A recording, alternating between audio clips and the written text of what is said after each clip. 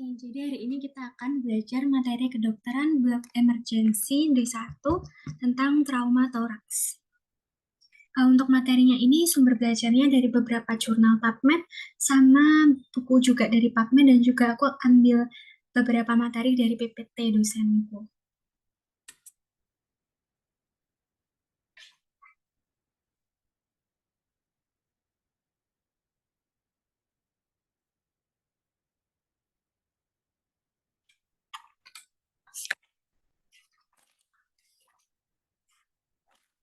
Oke, jadi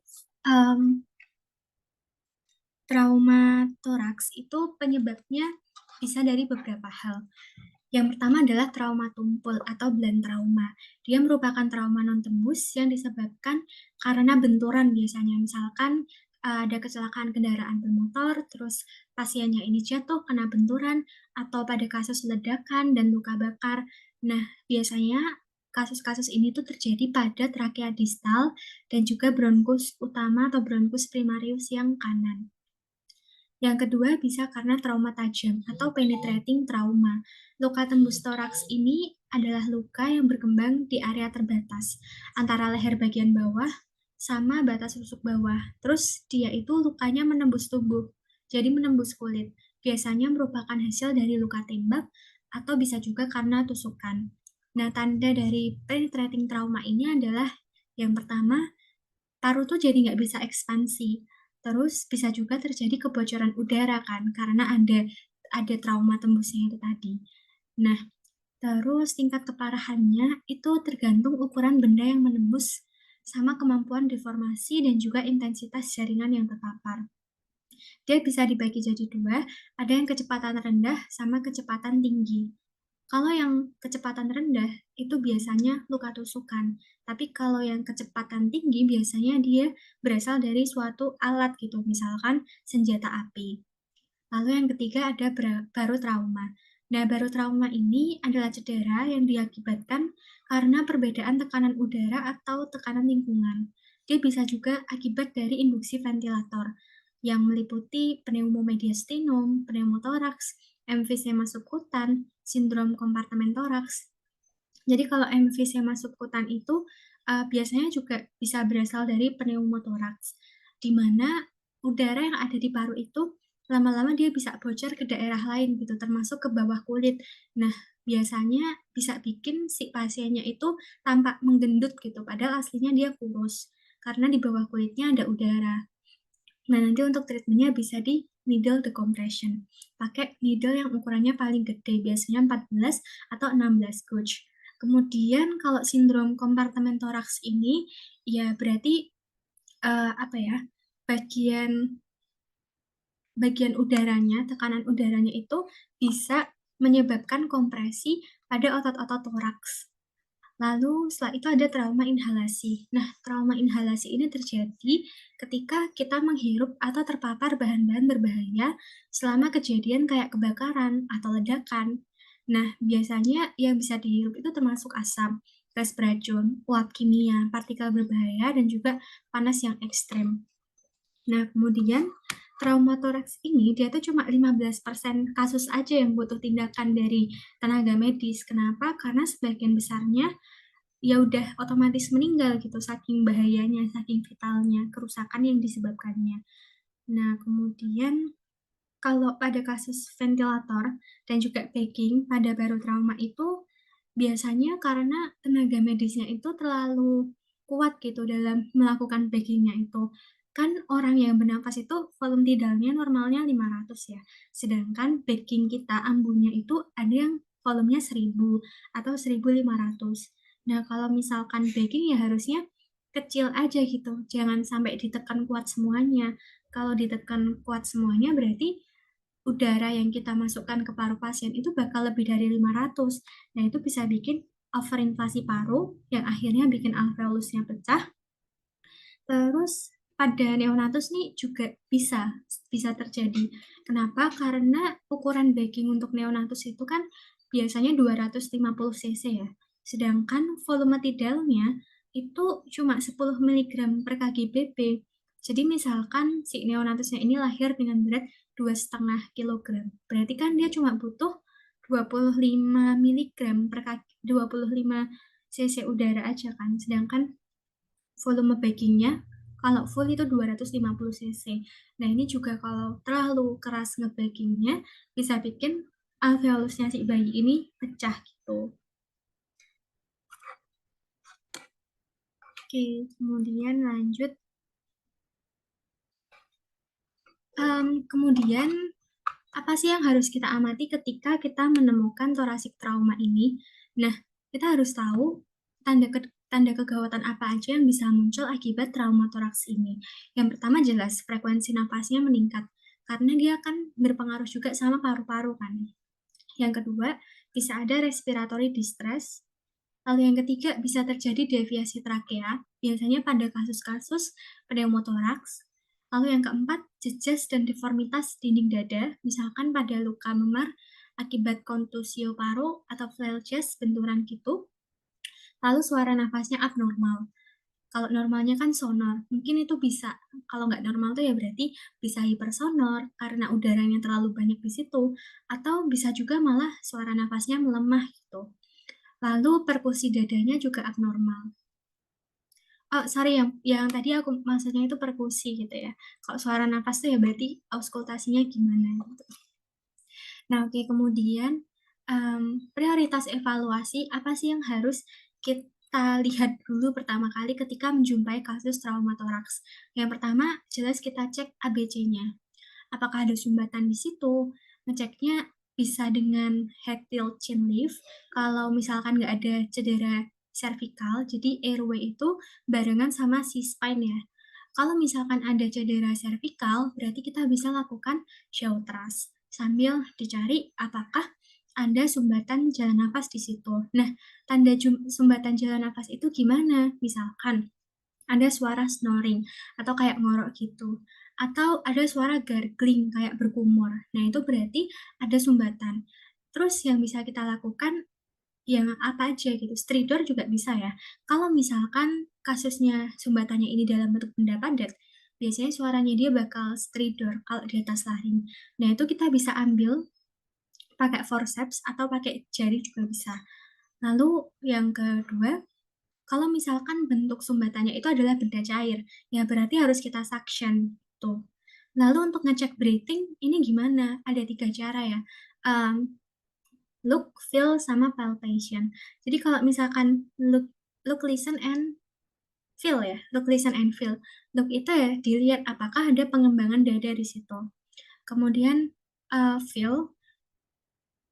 Feel itu ya berarti kamu rasakan apakah ada nafas yang keluar. Kamu bisa taruh jarimu di bawah hidungnya pasien. Kemudian yang listen ini kamu bisa dekatkan telingamu ke hidungnya pasien juga untuk mendengar apakah dia itu bernafas atau enggak. Lalu circulation. Circulation ini bisa kamu cek nadinya.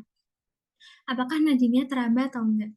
Atau bisa juga dicek tekanan darahnya pada kondisi yang mungkin dia udah agak lumayan stabil gitu ya. Juga bisa dicek apakah waktu pengisian kapilernya normal atau tidak. Biasanya normalnya kurang dari 2 detik. Nah, kira-kira itu yang bisa dilihat dari ABC. Kemudian yang kedua baru kita cari nih kelainan yang mengancam nyawa. Nah, kalau udah kita cari, habis itu kita lanjut ke kelainan-kelainan yang sering terjadi pada kasus itu gitu.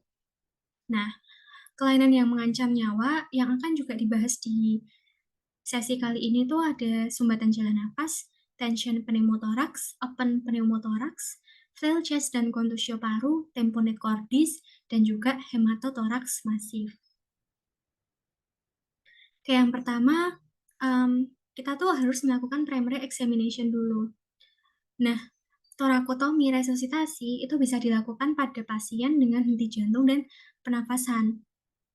Terus, kalau misalkan ya pasiennya tuh nggak stabil secara hemodinamik dan dia sulit buat bernafas, kemungkinan ada tension pneumothorax, hemothorax masif, atau tamponade jantung. Jadi, kalau misalkan perlu, torakotomi resusitasi ini bisa dilakukan. Nah, kemudian langkah-langkah yang harus dipertimbangkan di pemeriksaan awal terkait ini ya. Sebenarnya mirip kayak tadi. Bisa oksigenasi aliran tinggi, kemudian persiapan produk darah, untuk jaga-jaga kalau misalkan pasien ini tuh kehilangan darah banyak atau mengalami shock. Lalu pengambilan darah untuk hitung darah lengkap, AGD, analisis gas darah, itu penting untuk memastikan dan memonitor ventilasinya dia. Kemudian dipastikan akses intravenanya tuh ada, karena pada beberapa pasien tuh kita perlu melakukan resusitasi cairan juga, atau melakukan transfusi darah gitu. Kemudian kita siapin juga foto ronsen dada dan juga pelvis pasien, dikasih analgesia untuk mengurangi nyerinya, sama evaluasi sonografi terfokus untuk trauma. Nah, itu kira-kira primary examination yang bisa dilakukan. Kita masuk ke kasus kegawat daruratan traumatoraks yang pertama, yaitu sumbatan jalan nafas. Keluhan utamanya jelas sesak nafas. Tanda dan gejalanya ada suara serak atau kasar, terus pasien biasanya panik karena dia nggak bisa nafas, lalu agitasi ya. Pertolongannya yang pertama bisa dilakukan evakuasi manual. Nah, kalau evakuasi manual ini bisa pakai tangan atau suction. Kalau misalkan kita pakai tangan ya, misal pada kasus benda yang padat gitu, kalau dia nggak bisa kita tarik pakai tangan, ya udah kita dorong aja gitu. Karena biasanya dia akan masuk ke esofagus. Jadi biasanya si makanannya ini tuh nyangkut dan bikin epiglotisnya itu nggak bisa nutup gitu. Kemudian kalau misalkan masih nggak bisa nih evakuasi manual sama suction, kita bisa lakuin Heimlich maneuver. Heimlich maneuver itu kita kasih tekanan pada bagian bawah kosta pasien gitu ya, bagian sekitar diafragma, terus kita tekan ke atas gitu, kita berada di belakang pasien. Atau bisa juga lakukan manuver lain, misalkan abdominal thrust. Nanti didorong si perut bawah pasiennya ke atas. Nah, terus kalau misalkan kita lakuin manuver masih nggak berhasil nih, kita bisa lakukan krikotiroidektomi. Pakai jarum yang paling besar, itu ditusukkan di bagian antara kartilago krikoid dan juga tiroid. Terus habis itu kita keluarin lagi needle-nya, terus baru kita sambungin pakai selang oksigen. Nah, terus kalau misalkan masih nggak bisa juga, ya udah kita bisa lakukan tracheostomy. Tapi tracheostomy ini dia agak mulai ditinggalkan ya karena lebih invasif dan juga biasanya krikotiroidotomy yang lebih banyak dipilih gitu. Nah, terus patofisiologi dari sumbatan jalan nafas ini gimana sih? Jadi gini, jenis obstruksi itu bisa di atas laring, atau di atas plika vokalis, atau di bawah laring. Kalau misalkan obstruksinya masih di atas laring, dia akan lebih mudah diambil. Tapi kalau udah di bawah laring, dia perlu instrumentasi buat ngambilnya. Jadi perlu definitif airway management ini, misalkan intubasi, krikotiroidotomi, sama tracheostomi. Nah, pada kasus sumbatan jalan nafas, lama-lama tuh bisa terjadi spasme dan edema. Bayangin udah sempit jalan nafasnya karena ada benda asing di situ, ditambah ada reaksi dari tubuh dalam bentuk ototnya itu kontraksi spasme gitu, sama ada edema atau penggembungan. Nah, tambah sempit kan jadinya. Nah, terus sebenarnya tubuh manusia itu punya respon alami buat mengeluarkan benda asingnya. Tapi kalau misalkan udah terlalu lama ngeluarin benda asing, tapi tetap nggak keluar-keluar bendanya, ditambah spasme dan edemanya juga makin gede, lama-lama usaha tubuh kita untuk mengeluarkan benda asing ini juga akan ikutan melemah gitu. Dan terdengar juga suara stridor karena sembatan benda asing itu tadi. Nah, terus si sumbatan jalan nafas ini juga harus dibedain dari kemungkinan diagnosis lainnya.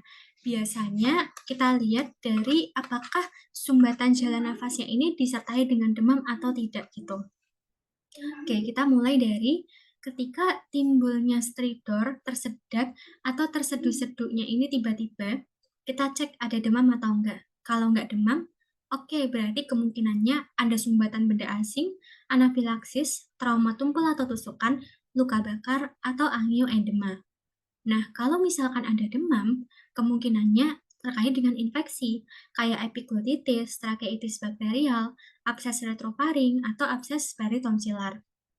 Nah, kemudian nih, kalau pada anak usianya kurang dari 6 bulan, kita pikirkan juga adanya kemungkinan kelainan anatomis, seperti laringotrakeomalacia atau kelemahan pada otot laring dan trakeanya. Terus kelumpuhan pita suara, stenosis subglotik, cincin vaskular, dan juga hemangioma saluran nafas. Lalu, kalau misalkan gejalanya itu timbulnya secara perlahan atau batuk berdengung, itu kemungkinan karena ada Croup virus gitu, atau batuk rejan ya. Oke, lalu tata laksananya apa? Dia dibedakan ya antara anak sama dewasa. Pada anak yang dia kurang dari 1 tahun, kita bisa lakukan back blow, yaitu urutan bergantian 5 pukulan di punggung. Jadi kita balik gitu anaknya, terus kita tepuk-tepuk punggungnya, terus 5 dorongan dada gitu. Terus dibalik lagi, kita lakuin kayak chest decompression di dadanya si anak kecilnya ini. Nah, kita melakukan manuver ini, back blow ini, sampai benda asingnya keluar, atau sampai anaknya nggak responsif. Kalau anaknya nggak responsif, segera lakukan resusitasi jantung paru. Nah, terus pada anak lebih dari 1 tahun, ini kita bisa lakukan Heimlich maneuver atau yang kita tekan bagian subdiafragmatik anaknya sambil kita di belakang itu tadi. Kemudian dilakukan sampai benda asingnya keluar atau sampai tidak responsif. Kalau nggak responsif, kita RCP. Kemudian pada anak yang ada sumbatan nafas parsial, kalau misalkan dia masih sadar dan bisa dibatukkan, minta dia untuk membatukkan. Tapi kalau misalkan anaknya ini udah nggak bisa batuk, terus nggak bisa bersuara, udah kesulitan bernapas, segera lakukan manuver pakai urutan yang anak lebih dari 1 tahun ini ya. Jadi ada Heimlich manuver, atau bisa juga pakai abdominal thrust juga. Nah, kemudian pada orang dewasa sebenarnya konsepnya mirip ya, kayak yang anak lebih dari 1 tahun ini. Jadi kalau sumbatan nafasnya parsial masih bisa dibatukkan, pasien masih sadar, suruh dia batuk. Kalau udah nggak bisa batuk, pasien udah kehilangan kesadaran, nggak bisa bersuara, nggak bisa bernapas, segera lakukan manuver. Nah, manuver ini tergantung ada atau tidaknya penolong. Kalau misalkan ada penolong, kita bisa lakukan Heimlich manuver, abdominal thrust, atau pada pasien hamil dan obes karena kita nggak mungkin ya menekan-nekan perutnya, yang bisa kita lakukan adalah chest thrust. Kemudian, kalau misalkan kasusnya nggak ada penolong, misal kamu cuma sendiri di situ dan kamu tersedak, ketika kamu masih bisa sadar, yang bisa kamu lakukan adalah melakukan dorongan dengan kepalan tangan atau dengan menekan kuat ke objek yang kokoh seperti punggung kursi gitu. Jadi kayak apa ya, didorong gitu. Kayak kalau kita kadang ngeliat di drakor-drakor, misal ada orang yang tersedak, terus dia kayak dorong dadanya atau kayak mirip kayak mukul tapi lebih ke arah dorong ya. Nah, bisa dilakukan kayak gitu. Kemudian nih, kalau misalkan manuver-manuvernya tadi masih aja nggak berhasil dan masih ada sumbatan, kalau misalkan sumbatannya di atas level pita suara, kita lakukan krikotiroidotomi. Kalau masih nggak bisa, baru lakukan tracheostomi. Nah, tapi kalau misalkan sumbatannya ada di bawah laring, kita bisa lakukan bentar.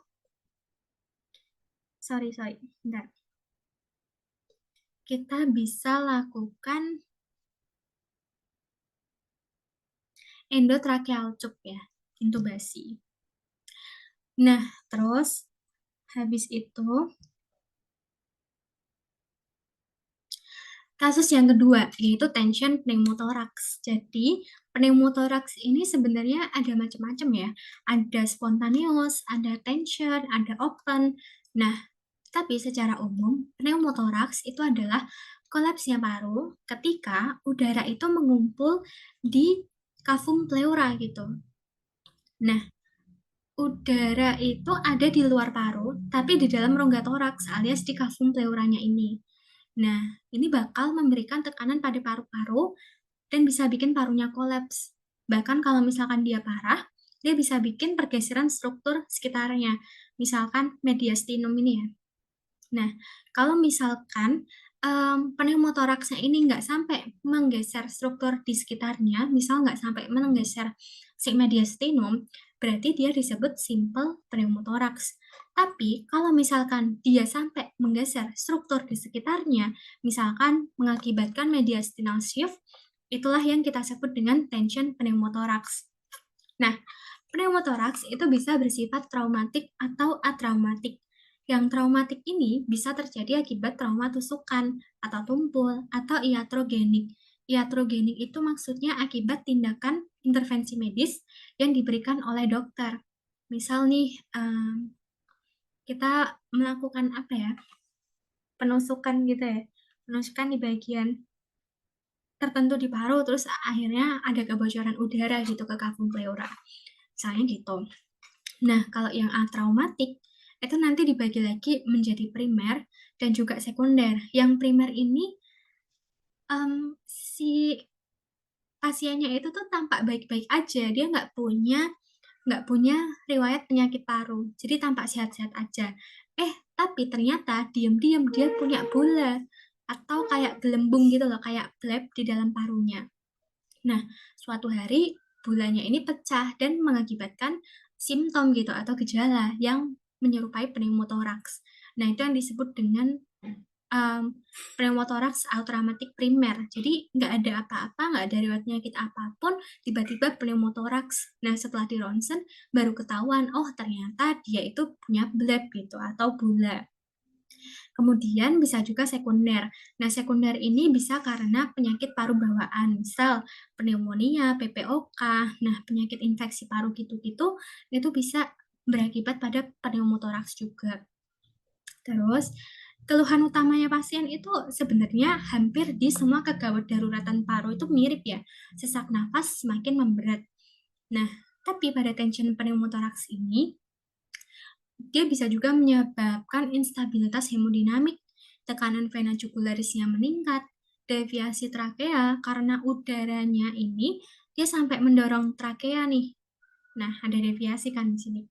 Kemudian ketinggalan gerak dinding dada, suara nafasnya hilang karena terlalu banyak udara di situ.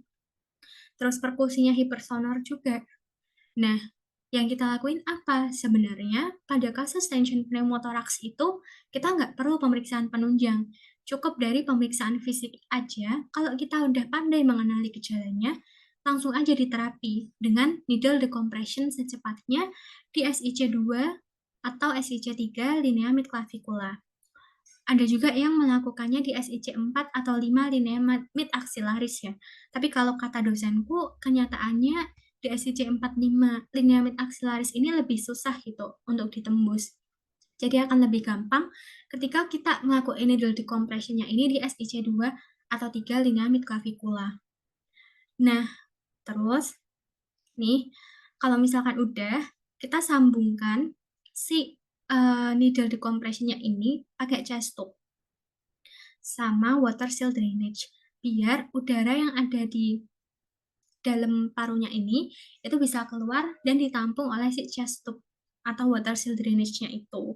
Dan supaya udara yang ada di luar itu nggak bisa masuk gitu ke dalam parunya.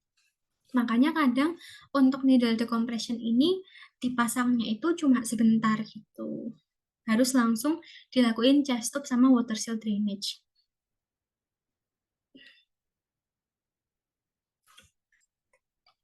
Nah, terus kalau misalkan kita mau ngeronsen nih, ada pneumothorax boleh, asalkan posisinya pasien atau posisinya kita itu lagi dekat dengan lab radiologi. Tapi kalau misalkan ya kita aksesnya ke lab radiologi susah, ya udah gitu, nggak usah aja, mending langsung di needle decompression. Prinsipnya tindakan radiologi nggak boleh sampai menunda needle decompression, karena pasien tension pneumothorax ini dia bisa meninggal cuma dalam waktu 1 jam aja.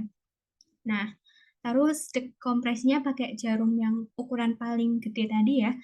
Terus chest tube-nya itu nanti dipasang di SIC5 atau 6 linea mid axillaris. Nah, cara kita ngecek apakah udaranya udah keluar adalah dengan siring berisi air, kita masukkan, lalu aspirasi lagi. Nanti suaranya bakal blubuk-blubuk gitu.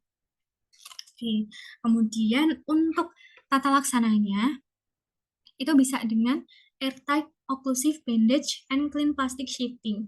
Jadi mirip kayak si open pneumothorax nanti ya. Jadi occlusive bandage sama clean plastic sheathing, kemudian 100% suplemental oksigen. Terus kalau misalkan pasiennya unstable, langsung di needle decompression. Habis di needle decompression, kita pasang chest tube dan kita evaluasi pakai chest X-ray. Kalau misalkan pada kasus bilateral pneumothorax, recurrent ipsilateral pneumothorax, kemudian pertama kali kejadian pneumothorax pada pasien yang berisiko tinggi, seperti pilot, atau mungkin pengemudi, atau mungkin penerjun payung, gitu-gitu, atau pada pasien dengan kebocoran udara yang persisten lebih dari 7 hari, yang langsung kita lakukan adalah video assisted thoracic surgery. Jadi kita bisa langsung lakukan operasi ya. Nanti di operasi itu kita lakukan pleurodesis. Jadi pleurodesis ini kavum pleuranya itu kita lekatkan gitu. Jadi pasien nggak akan punya lagi kavum pleura. Antara si pleura parietal, dia kita lekatkan dengan pleura visceralnya. Tujuannya apa? Supaya nggak ada sesuatu yang bisa mengisi kavum pleuranya itu, termasuk udara. Nah, cara melakukan pleurodesis ini bisa mechanical atau chemical. Pada mechanical, bisa kita pasang abrasive scratch pad, dry gauze, stripping. Kalau pakai chemical, bisa pakai talc, pakai minocycline, doxycycline, atau tetracycline. Nah, ini pleurodesis ya. Jadi, kalau yang chemical nih, pakai sterile talc powder, dia diisi di kavum pleuranya, sehingga nanti udara itu nggak bisa gitu tertampung di kavum pleura ini gitu. Nah, ini untuk pemasangan chest tube-nya ya, dia di SIC 4 atau 5, lineamid axillaris. Nah, kalau misalkan udaranya ini nanti udah keluar semua nih, mengalir dari chest tube ditampung di WSD, biasanya paru ini akan mengalami re-expanded atau mudah terekspansi gitu. Nah, kemudian bedanya spontaneous versus tension pneumothorax itu apa? Jadi, spontaneous pneumothorax itu sebenarnya mirip ya kayak tension. Kebocorannya udara ini itu disebabkan karena bagian internalnya gitu yang bocor. Jadi nggak ada trauma eksternal yang terjadi. Beda kayak open ya. Kalau open kan dia ada trauma dari luar yang bikin dinding dadanya itu bolong terus udara luar masuk. Nah, kalau spontaneous itu enggak gitu. Jadi tampakan dinding luar dadanya si pasien ini ya bersih-bersih aja, nggak ada luka gitu. Nah, si spontan pneumotorak ini itu ada primer dan juga sekunder. Primer tadi ya, misalkan ada keberadaan bule atau gelombang udara yang besar di paru, terus dia pecah tiba-tiba, udaranya bocor kalau nggak pleura. Kalau yang sekunder ya karena penyakit gitu, komplikasi penyakit. Nah, si spontan ini dia bisa menjadi tension pneumothorax ketika si pengeluaran udaranya ini tuh terjadi secara tiba-tiba dan masif gitu. Nah, jadi gitu. Sebenarnya perbedaan mendasarnya adalah pada sifat penumpukan udara dan tekanan di dalam rongga pleuranya. Kalau spontaneous pneumothorax, dia juga bocor udaranya tanpa adanya, tapi dia peningkatan tekanannya itu nggak cepat gitu, nggak ekstrim. Beda sama tension pneumothorax.